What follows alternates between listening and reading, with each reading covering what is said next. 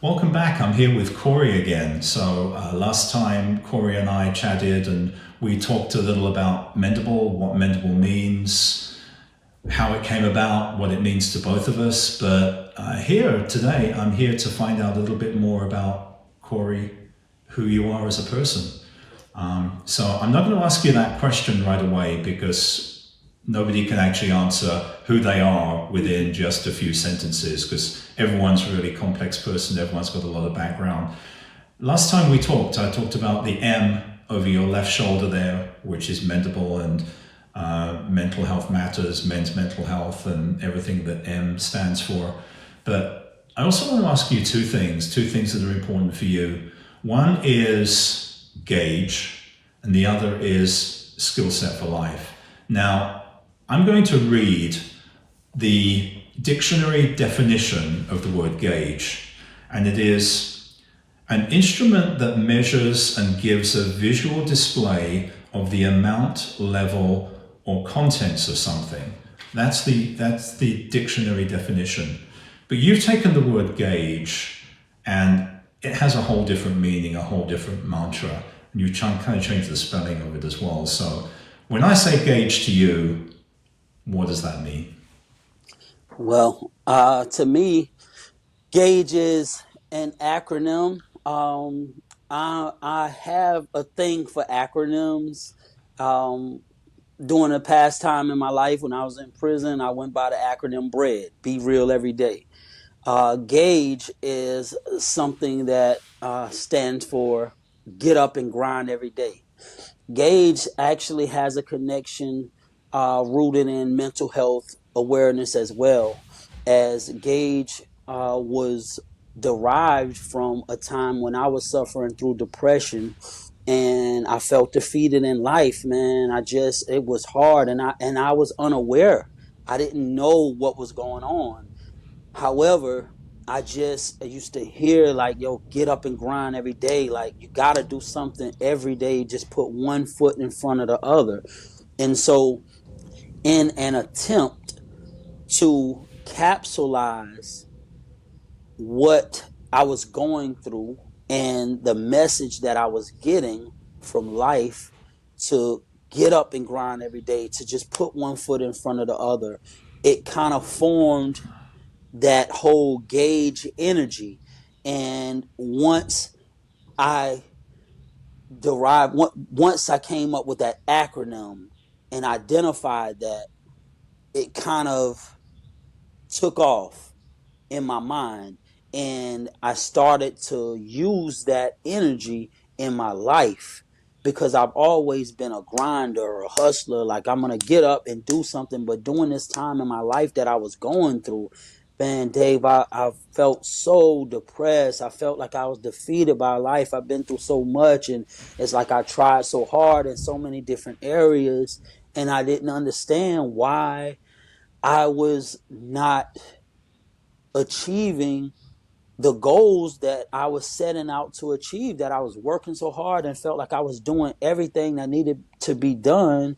And after not being able to see it manifest on a physical level in my own life, it started to take me into a depression. So when I came up with Gage, and it got me through my depression by going through that same mindset every day.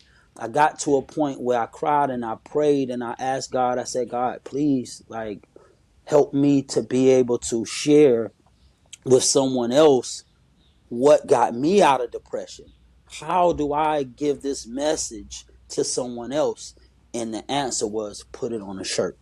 So that's what led to me start making shirts and hoodies and outfits. As you can see now, Gage, get up and grind every day. This is an outfit. It's a whole outfit that I got. I'll send in pictures to the Mendable app, and you guys can go on the website of the app and see the whole outfits if you like. But that's in a nutshell pretty much what Gage is and where it came from and where it's going. And it's become a part of my life. And, Gage, get up and grind every day. That's what it So is. not just a message and a mantra for life to help people be strong and deal with things, but it's also a business. Yes, absolutely. It's absolutely that's the way that I'm gonna have to spread it. Like it's I'm doing the t-shirts now and I also do short videos. So that's what I started doing. I actually started a little YouTube channel and I would do it on Facebook. I start and this is the thing. I started doing this around the time after Mendable when I started becoming aware. And that's when I started coming out of my depression. So when I was looking back, I was like, man, when did I actually start Gage? And then a few weeks ago, it popped up on my Facebook. You know how they give you, oh, last year, you shared this a year ago, 2 years. It popped up. The first Gage video I did popped up and it went back 3 years. I'm like, wow, Mendable is 3 years. So it was right after that time. And so they're all connected, man. And I just wanted to have a way to be able to share that message with other people. And when they wear these clothes and they look in the mirror and they see that Gage get up and grind every day, it remind them that, hey, you woke up today. Do something to get yourself a step closer to where you're trying to go in life. So that's what it is. Now, you may not know this about me, but I am an incredible nerd about a lot of things, including the English language, which is why I look up something in the dictionary and will read it to you. And some people will say, "Well, wait a minute, you changed the spelling because in the dictionary it's spelled Gauge, and you're spelling it a little bit differently." But you know why that's okay? Because there's a big precedent out there. Because there's a little company that most people have heard of called Google. And I don't know if you know this, but the name Google derives from an infinite number. So you can have 1,000 with 3 zeros after it, 1,000,000 with 6 zeros after it, or a Google which has 100 zeros after it. So it's a massive number. And that is what, when Google started, they wanted to show an infinite number or an almost infinite number, something that's very massive. But the way that Google, the mathematical word Google is spelt is Googol. And the company changed it because they didn't think that that was kind of catchy enough. And that's how Google got its name today. So if it's good enough for Google, it's good enough for you. Absolutely. And then for copyright purposes, I don't have to worry about nobody saying, hey, well, I'm already using that. You're not using that. So thank you. I appreciate that, man. And so the other thing, Corey, you're doing a lot of things, and you yourself have done podcasts and are going to be doing more. You've also got an initiative called Skill Sets for Life. Tell us a little bit about that. Yep. Well, Skill Sets for Life is a contribution to humanity. And the concept of Skill Sets for Life is that everyone on this planet has something to contribute. Everyone on this planet has a journey in life that they're taking, and they've experienced certain things. And through our journey in life, we learn skill sets. All of our skill sets don't come from academic, from school or whatever. Skill sets for life are the skill sets that we learn in going through the journey of life and saying, okay, when I went through this, I learned that. And then you put it in your mental repository. So what I'm doing with Skill Sets for Life concept is I am asking everyone that I come across, I'm inviting them to join me and tell their story and be able to provide the skill sets that they learned in their life to pass down this generational knowledge to other people. Because just as we do in Mendable with our tool sets, like you might tell me, hey, Corey, I've been through depression and this is what I did to get out of it. So Skill Sets for Life is I've been through a lot in my life. For example, Skill Sets for Life would cover from boy to man, for young fathers that, let's say you have a father that may be 15 years old. So for somebody like me, I'm 45. I've been a father for 25 years. So, because my oldest son is 25. So I'll be able to share my skill sets with this young father that has no idea of what to expect in life. So I'm giving him skill sets for life. So same thing with a young woman. So a same thing with somebody that might be wanting to go to law school or want to learn about mechanics, whatever the case may be. It's an opportunity for people to be able to share their skill sets for life with other people so that people's journey would be a lot easier, you know? And you know, one of the things that you say that resonates with me is that there are certain things that you can learn in a textbook and certain things that you can't. And you can go back to school and you can learn a qualification in something, but what you're talking about is really how to be a good citizen, how to be a good person, how to take those skills that you don't necessarily learn and what they don't teach you in school. You know, that one of the problems with the school system in many countries, and you know, I experienced the UK and the US, both I think have a relatively similar issue, that it's all about teaching kids to get a qualification, a piece of paper, whether it's a high school diploma, university degree, or whatever. But that doesn't necessarily teach you how to apply skills in real life. So great that you do this, and what I'm seeing here is both with the Gauge message and the Skill Sets for Life message, is these are very thoughtful, empowering messages to help people and look to the future. But you can only look to the future if you also look back. And this is what you're really alluding to with the skill set part, because you've been through a lot in your life, and I won't ask you to give your full life story here because we'd be here for a long time. But tell us a little bit about your life, your early life. Have you always lived in the state of Georgia? Have you always lived in Atlanta? Is that where it began for you? How was your family life for you? Okay, well, I'm glad you asked that because I love my hometown. I'm from a town called Sumter, South Carolina. That's where I grew up at. My father was always in my life. I was raised in a home with two parents until the day after Christmas, 1991. My father died. And from that day, that's where my trauma really started. And from there, my mom was left to raise five boys on her own. So that was a struggle. And during my childhood, I kind of, got into my little childhood mischief or whatever.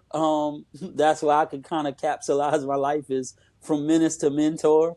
But I went through my struggles in life growing up as a teenager, especially after my father died.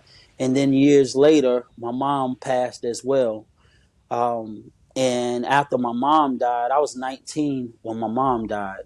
And that was, again, a major trauma. And when she did pass, my supposed to be aunt came and picked up my two little brothers and left me in the trailer. We were staying in a trailer at the time, and I wasn't over 18, so I was left to fend for myself. So I pretty much became homeless at that time, and by time that was from 19, by the time I was 21, I ended up robbing a bank.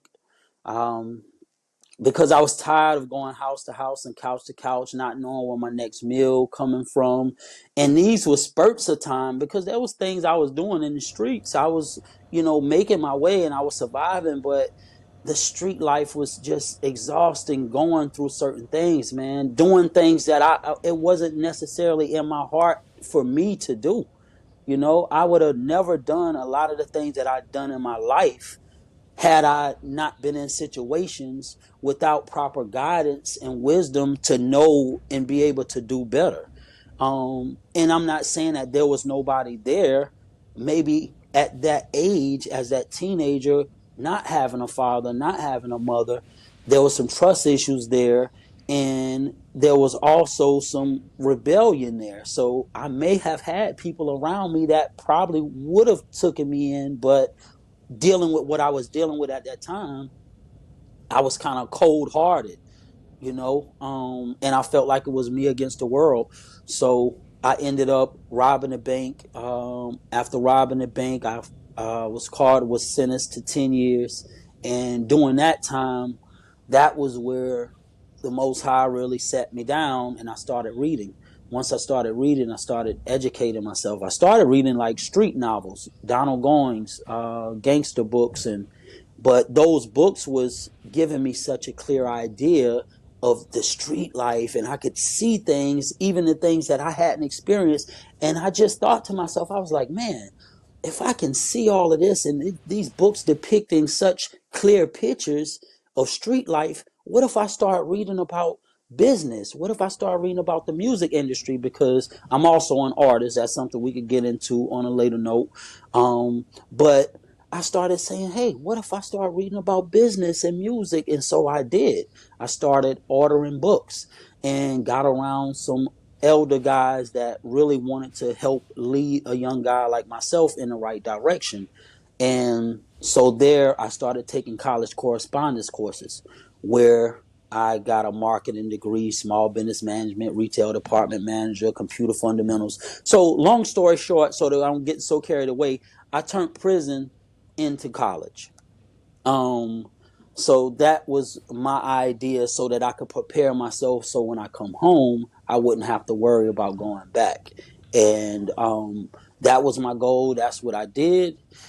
And so now at this point, I'm able to use all of those experiences that I've had to be able to help other people and shine light on some of the youth, that 19-year-old now that's out there and don't have somebody to guide them and show them love and, teach them the right way to go. So that's where I'm at now. And I'm happy. I love it. I mean, I wouldn't take anything back. I feel like everything I went through, it was meant to be because my gift is for the world. All the pain I went through, I didn't go through it for nothing. I went through it so that I could survive it and be an example. So when the next person go through it and I could talk to them and speak life into them and let them know, hey, I've been through it. I made it and you can do it as well. Incredible resolve, incredible energy and compassion with everything that you're doing. And I've got to give you a lot of credit to get to the point that you're at today. So, Corey, my question to you is, how did that happen? How was the transition assimilating back to a normal home life after life in prison? And how long did it take to get you from that point to where you are today? I mean, that's not something that happens overnight, right? Right. It actually, man, it just takes time. It's a process because you got to pretty much find a way to. I came home angry. You got to find a way to get all of that hostility out of your character, out of your mindset, because it's a hostile environment. I've seen a lot of things back there. It teaches you a lot of respect, though. Like it teaches you a lot of respect. Um, Something that I think is definitely necessary in society, respect. People being able to respect one another because you never know what the next person is capable of. But that process for me, transitioning from prison to being free, it it was a struggle on many different levels. For one, when I went to go try for jobs, although I have a diploma from an accredited college and all the things that I did in prison, I took over 60 something classes, not including the college courses and not including all the self help books that I read. However, with all of that stuff in my resume and on my profile, when I go to check on an application, have you been convicted of a felony? And I check yes, it knocks me way down the totem pole. So it caused me to actually relapse. When I first came home in 2009, by 2012, 11, 12, I got married in 2011. It was just that caused me a lot of heart. hard experiences in my transition as well, because not only am I trying to transition from coming home myself, now I came home and got into a relationship and started a family with a young woman that wasn't prepared in no way to deal with the type of person I was or what I was coming from, and understanding that to that degree. So that caused me a lot of problems. And on outside of that, me trying to financially get myself back together was a struggle. And after just being denied, and not being able to get good jobs, I ended up committing another crime, giving a guy some information, and we did a couple things that we wasn't supposed to do, and that ended me back up in prison. And when I went back, I ended up doing 15 months.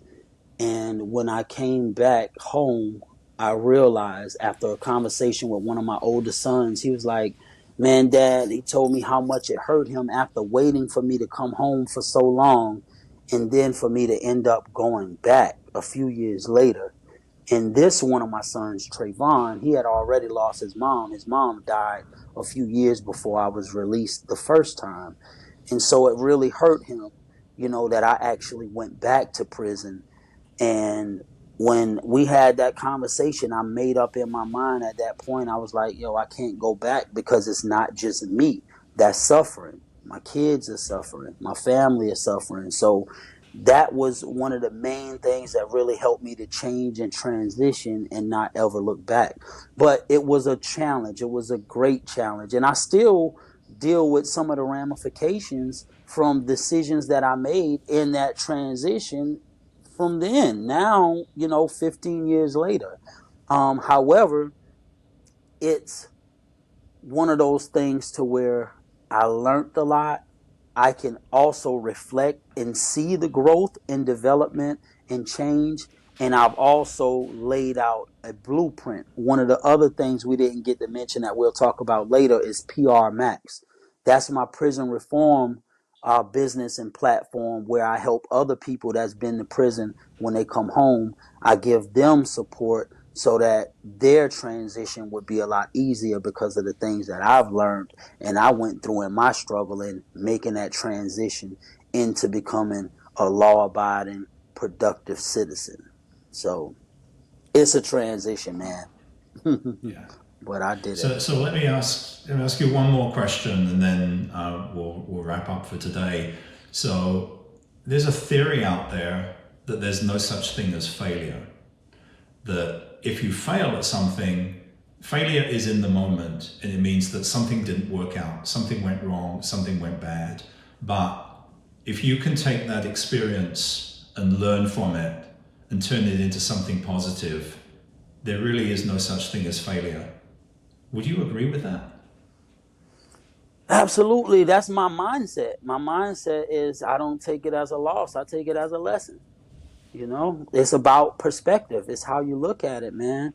At the end of the day, when you go through something, and you can, even though it may hurt, when you can look back and see that, hey, me going through that kind of prepared me and made me a better person, more capable of dealing with where I am now.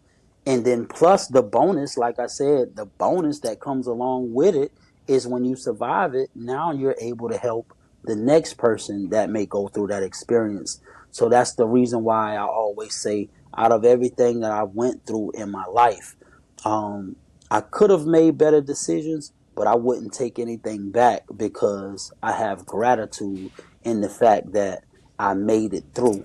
And now I'm able to help other people that are going through it, and prevent people from going through it if I can catch them before they make those wrong decisions. So, absolutely. Not a loss, always a lesson. And you also mentioned that other word, gratitude. I think it's important to be grateful for what we do have, because all too often we lament what we don't have. That's a societal thing.